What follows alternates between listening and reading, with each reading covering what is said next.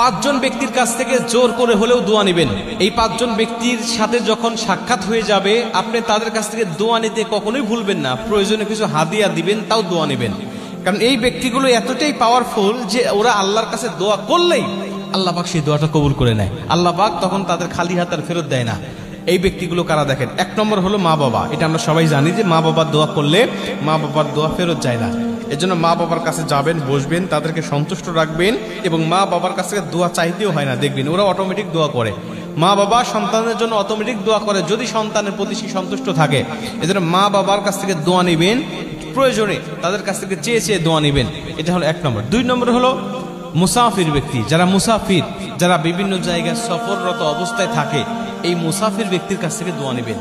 কারণ আল্লাহ মুসাফিরদেরকে এতই ভালোবাসেন যে ওদের জন্য 4 রাকাত বিশিষ্ট ফরজ নামাজগুলোকে আল্লাহ 2 রাকাত করে দিয়েছেন।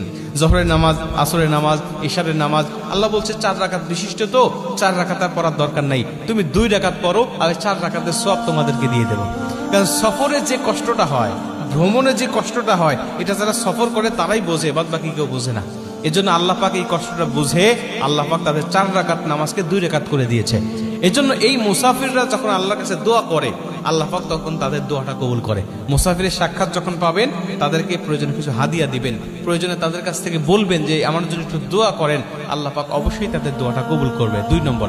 3 নম্বরে কোনো মাজলুম, যিনি মাজলুম হয়েছেন, যার উপরে জুলুম করা হয়েছে, এই মাজলুম ব্যক্তির কাছে যাবেন এবং তার কাছ থেকে আপনি দোয়া নেবেন, তার সাথে কৌশল বিনিময় করবেন, তার খোঁজ খবর নেবেন, কি কারণে তার উপরে জুলুম করা হয়েছে সবকিছু জেনে বুঝে আপনি প্রয়োজন অনুযায়ী আপনি তার কাছ থেকে দোয়াটা নিয়ে নেবেন যে আমার জন্য একটু দোয়া করবেন। আপনি তো মাজলুম, আল্লাহ পাক বলেছেন মাজলুমের দোয়া আর আমার মধ্যে কোনো পর্দা থাকে না, অতএব আপনি দোয়া করলে কবুল হবে। প্রয়োজনে কিছু হাদিয়া দিলেন তাকে যে আপনি একটু দোয়া করেন, সে সন্তুষ্ট হবে। আর মাজলুম ব্যক্তির তো টাকা পয়সার দরকার থাকে, আপনি তার কাছ থেকে দোয়াটা নেবেন, আল্লাহ পাক তার দোয়ার বরকতে আপনার জীবনটা উজালা করে দিবে। এটা হলো 3 নম্বর। 4 নম্বর হলো কোনো সাইম, কোনো রোজাদার ব্যক্তি, যিনি রোজা থাকে আল্লাহকে সন্তুষ্ট করার জন্য, এই রোজাদার ব্যক্তির দোয়া আল্লাহ কবুল করে। এবং নবীজি বলছেন কিয়ামতের ময়দানে ওই রোজা ওই ব্যক্তির সুপারিশকারী হিসেবে দাঁড়িয়ে যাবে। রমজান মাসে তো সবাই রোজা থাকে, কিন্তু রমজান মাসের বাহিরেও দেখবেন আল্লাহর অনেক খাস বান্দা আছে যারা নফল রোজা রাখে। বৃহস্পতিবারে, সোমবারে এবং আয়ামে বীজ প্রতি মাসে 3টা করে দেখবেন অনেকেই রোজা রাখে। এই রোজাদার ব্যক্তিদের কাছে যাবেন এবং তাদের কাছ থেকে দোয়া নেবেন, আল্লাহ পাক তাদের দোয়াটা কবুল করে আপনার জীবনটাকে উজালা করবে। এটা হলো 4 নম্বর। 5 নম্বরে হলো ন্যায় পরায়ণ শাসক, যিনি ইনসাফ ভিত্তিক বিচার ব্যবস্থা কায়েম করেন, যিনি ন্যায় পরায়ণ শাসক, যার বিচার আচারের মধ্যে কোনো দুর্নীতি নাই, কোনো ছয় নয় নাই, যিনি ডাইরেক্ট সত্যকে সত্য বলে, মিথ্যাকে মিথ্যা বলে। দেখবেন এই বিচারক কারা?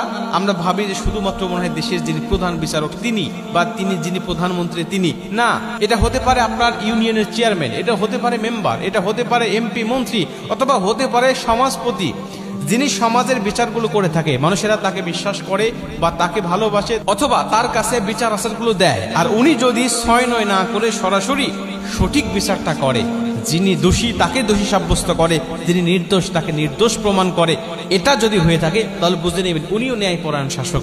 অতএব তার কাছ থেকেও আপনি দোয়া নিতে ভুলবেন না, আল্লাহ পাক তার দোয়াটাও কবুল করবে।